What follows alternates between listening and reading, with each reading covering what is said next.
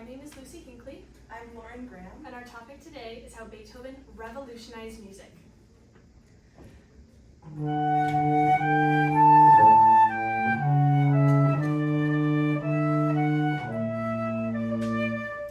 I bet you've heard that tune before. Did you know it was revolutionary? At the end of the 18th century, Beethoven's reaction to his going deaf revolutionized music composition as he relied on his feelings and imagination to compose, reforming music from classical to the Romantic era, leading the way in imagination for other composers to follow. Ludwig van Beethoven was born in 1770 in Bonn, Germany, into a slightly dysfunctional home where his father was an alcoholic and tried to force his son to be a child prodigy. At the age of 12, his teacher Christian Gottlob Neef helped him to publish his first piece of music. At the age of 22, he moved to Vienna to study music under Joseph Haydn, who was a popular composer of the time. From 1750 to 1830, the popular style to compose in was classical. Classical music is a European traditional style that focuses on straightforward melodies. In 1795, Beethoven made his first public appearance as a pianist in Vienna at a benefit concert for his former teacher Joseph Haydn. This helped him to gain popularity, and he started to tour with other artists. And in 1800, he launched his own concert.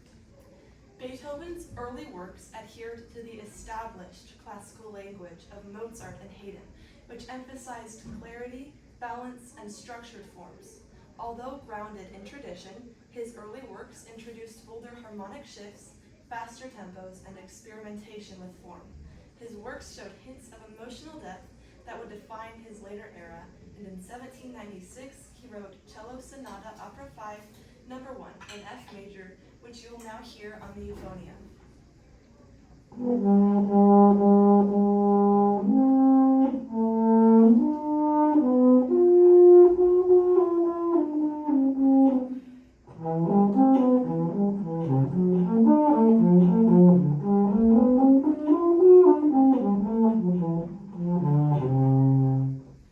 In 1802, he started to experience hearing loss, which caused his compositions to take longer to produce, from months to even years. His reaction to that hearing loss was depression and even suicidal thoughts, and he went into isolation. While in isolation, he wrote the Heiligenstadt Testament for his two brothers, part of which reads, "But only art held back, for it seemed unthinkable for me to leave the world forever before I had produced all that I had felt called upon to produce." This was the revolutionary turning point of his music career. He took great lengths to hide the fact that he was going deaf, and so he switched to primarily composing versus performing. But he still needed a physical way to interpret what he was writing, and so two of the methods that he tried were cutting off the legs of his piano and biting down on a metal rod to feel the vibrations. His early works were brilliant, but his deafness caused inward composing, which resulted in a late period of his work. What makes classical music different than romantic? Classical music has elegant, tuneful melodies with a clear phrase structure. It has a clean, light, and transparent sound. As I play Symphony No. 1 in C major, you will notice distinct phrases and transparency.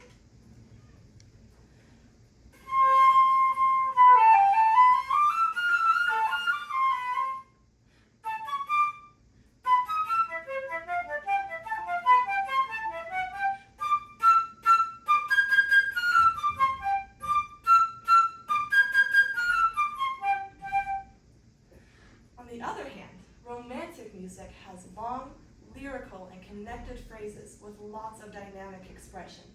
While classical music maintains a steady tempo, romantic music pushes and pulls for emphasis and expression.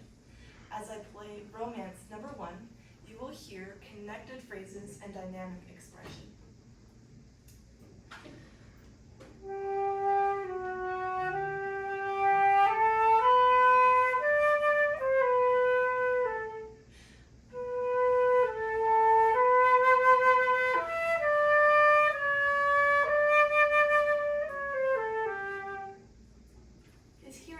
Caused his compositions to shift from bright, high-frequency music, which was harder for him to hear, to by around 1810, lower register, resonant pieces which he could feel.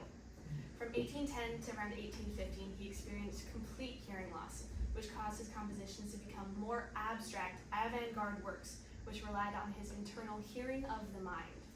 When he he was completely deaf, he started to use higher notes again, but in an experimental context, which indicated he was composing solely from his imagination. In 1812, he wrote Symphony No. 8 in F major. As I play, you'll notice the use of the low notes that he was able to feel while he was composing.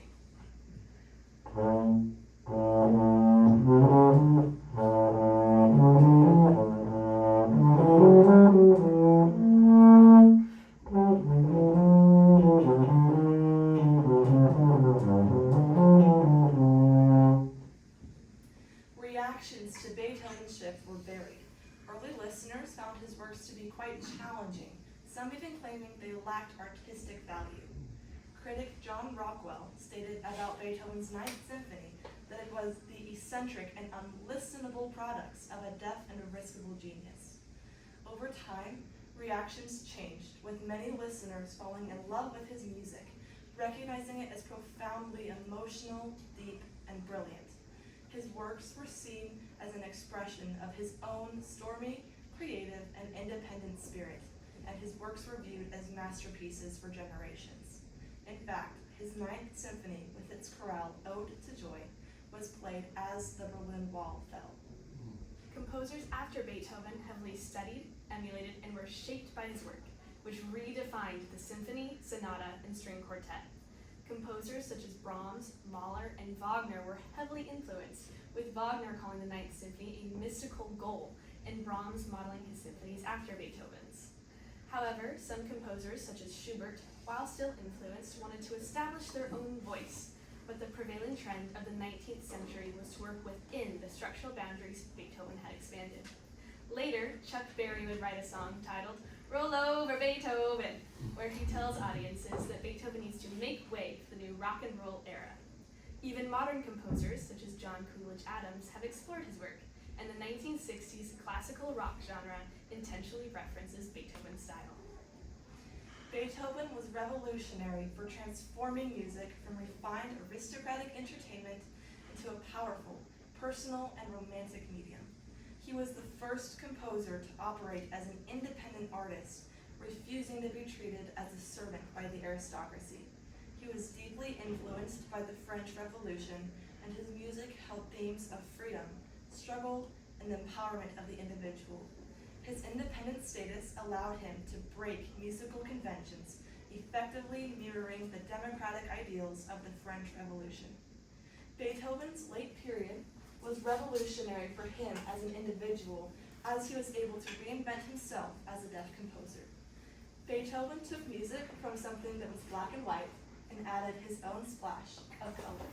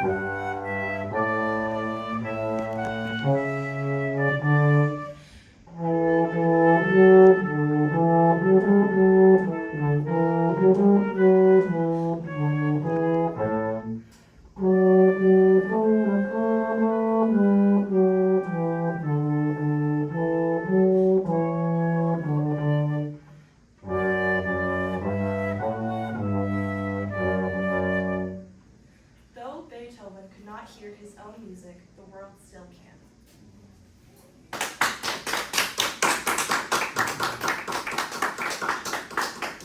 Nice job. We'll ask you a few questions now. Yeah, yes. You can come with us.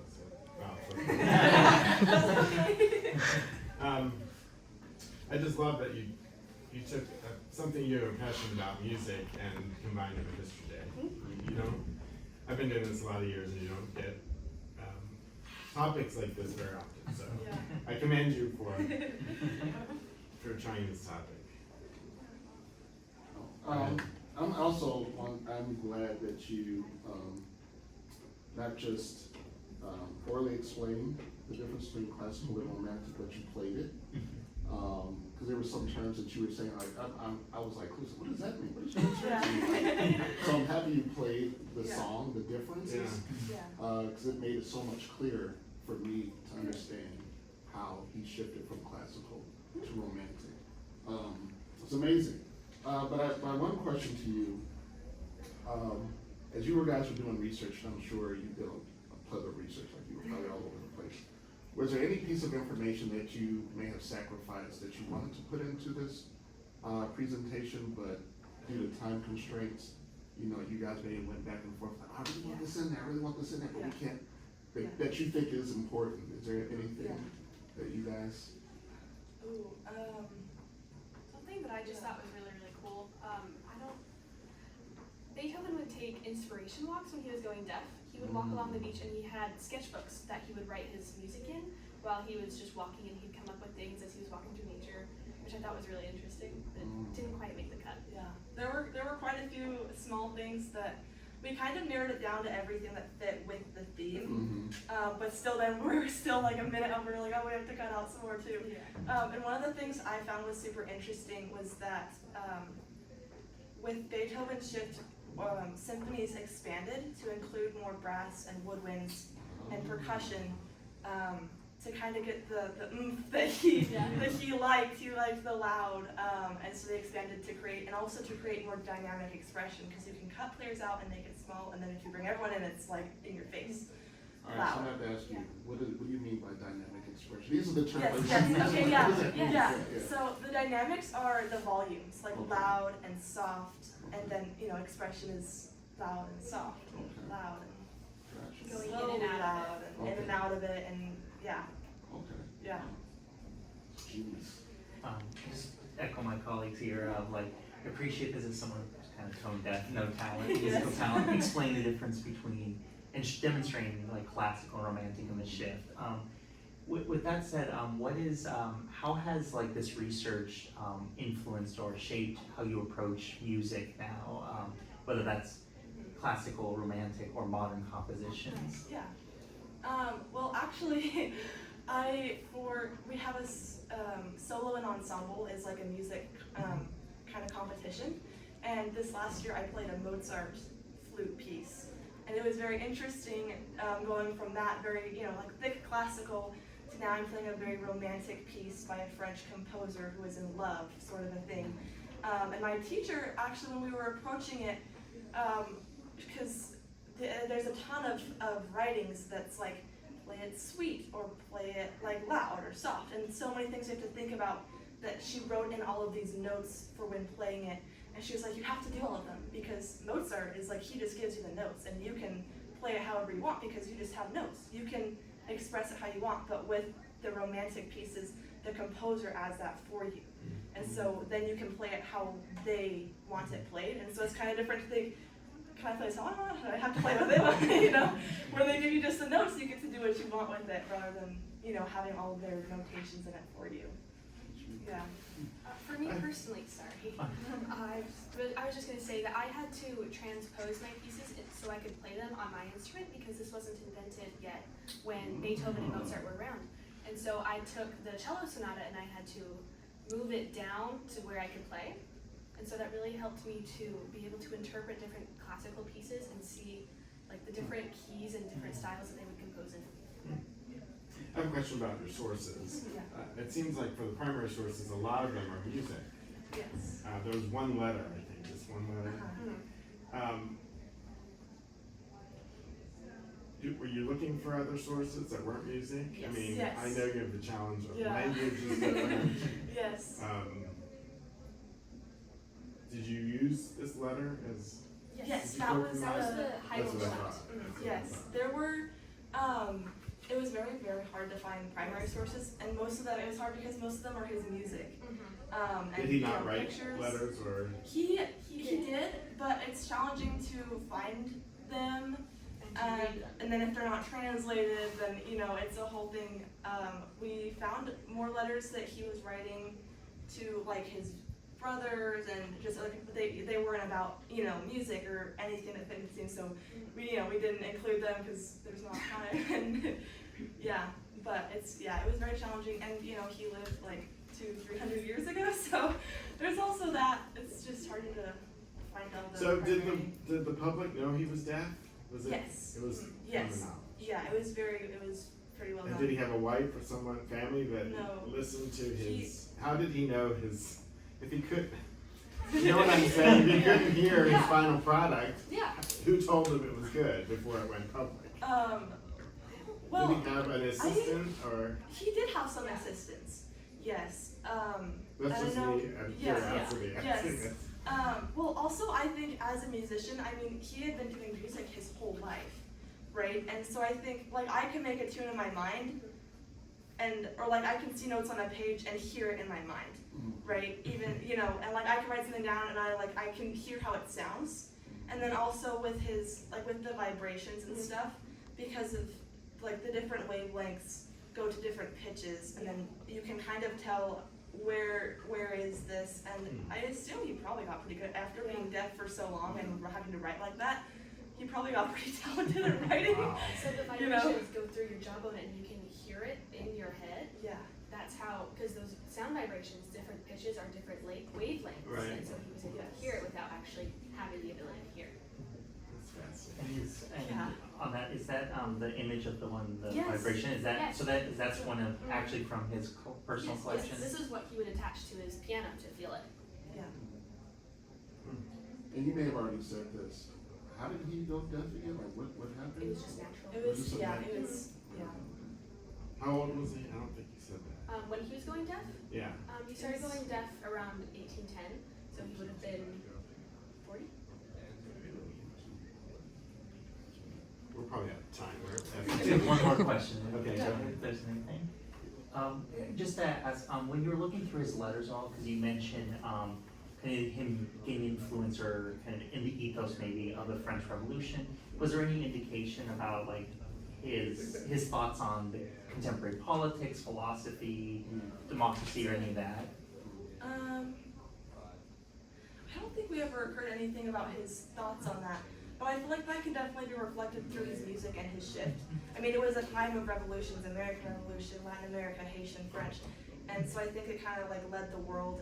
I think he kind of saw, with the time of revolutions and the democracy of like, we can do it how we want and we can change and whatever. I think he kind of took that to himself and was like, I can change and I can change music and we can evolve, right? Just as France was and a lot of the world was doing. And I think he kind of took that to himself and applied that to his own life and made his own revolution.